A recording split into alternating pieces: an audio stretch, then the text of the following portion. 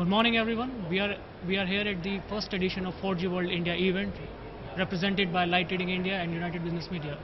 Here with us, one of the keynote speaker, Mr. Rajiv Bawa, Chief Representative, Telenor. Hello, sir. How are you doing? Good. How are you? Absolutely fine, sir. Thank you. How did you find the event? So far, so good. We've been here since the morning. I think it's good that we're talking about what's next to come in India. So it's good to hear that. I mean, obviously, you shared some really great opinion in the morning roundtable summit. Could you please give me some idea about the kind of focus areas which you're going to have in India now? Yeah, sure. Yeah. Look, Telenor Group has been deploying LTE now for the last 5 years. Right. We've deployed LTE very successfully in Europe. And understand what it means to run on a network that's LTE. What we see in India is that there are 4 problems in terms of when should we deploy it. It's all about timing. The market needs to be developed. There should be enough spectrum or capacity available. Devices need to be ready. Right. And then most importantly, there need to be regulatory support. Our focus currently is to predominantly focus on 2G, offer voice solutions and gradually offer some data solutions. And at the right time when we feel that the market is enough developed, we will probably look at new technologies like 4G and LTE. Okay. So you are very confident about the existing voice services and taking your growth to the next level by generating some really great initiatives. We have been hearing about some great marketing initiatives like hiring auto people for as a sales representatives. Yeah. Any specific? I mean, Telenor has been known as a key different kind of company which is relying on its strengths rather than following a crowd. Yeah. So any specific business plans which you would like to share or different kind of business ideas for the Indian market? Yeah, look, you're absolutely right. As far as Telenor is concerned, we are on the cutting edge of innovation Right, and right. on new things.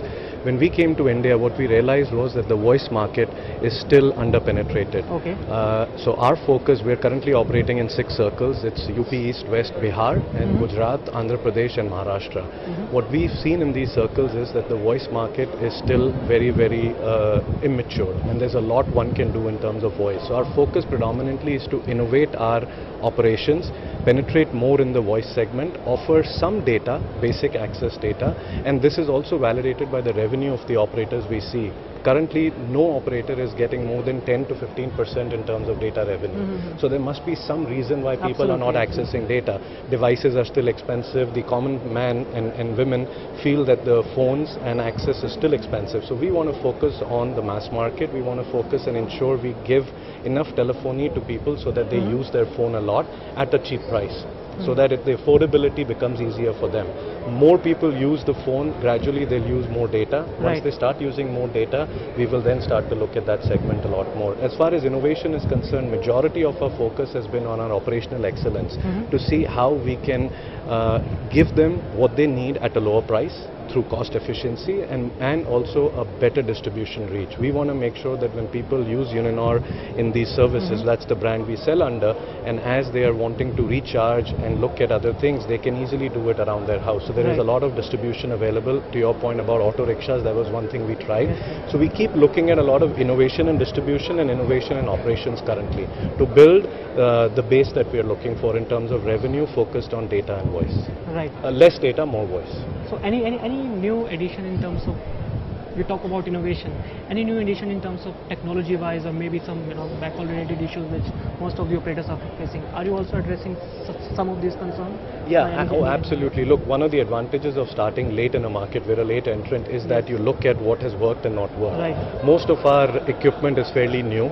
The equipment we believe is very efficient in terms of using the spectrum. We have only currently 4.4. Very soon we'll get our new spectrum that we run, which is 5 megahertz. So spectrum's not that much in terms of quantum, but we believe we can deploy using technology, innovative technology, in a way that we can use that spectrum more efficiently, and through that we can offer better voice and minor data offerings to the customer. That's the focus. Focus is also, as I mentioned, more on distribution. We've the way we go to market in these circles is through a cluster approach. We look at an area where we feel we can do and sell better, and most of our sales and marketing and network expansion is in that area. Once that area becomes more saturated or becomes more good for us, we gradually extend it. And so within a circle we have multiple clusters where we do our business, and we feel feel that model is good because it's a little bit different in terms of go-to-market, and it's also using our spectrum more efficiently along with the better distribution. Right, sir. Great. One last thing.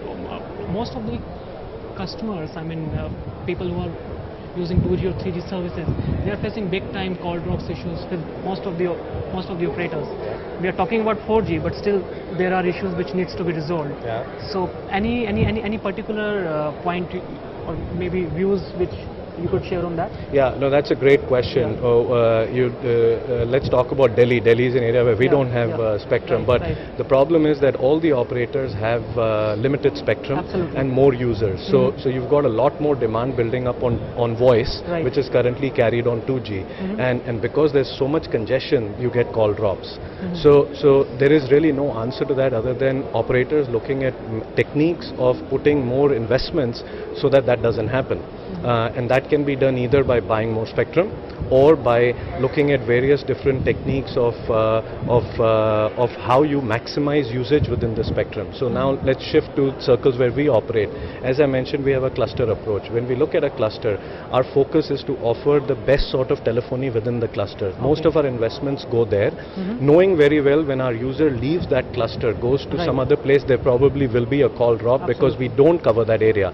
But we're very clear in communication about that. We tell our users that as long as you're within an area that Uninor covers, you will get the most affordable pricing at a good network coverage. But outside of that, we're not. Our goal, of course, is to reduce the gaps between clusters, but that requires more investments, which will come over time, and that requires more efficient usage of network, which we'll do over time. So that's why I mentioned that our focus currently is mainly providing that basic telephony to everybody, and then as we see the market for data develop, clearly 4G is an example. I'll give you an example. In Malaysia, we started as a 2G operator.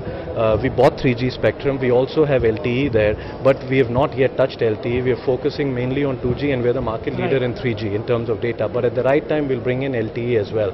So it's all about timing and when you want to do this. Absolutely. Thank you.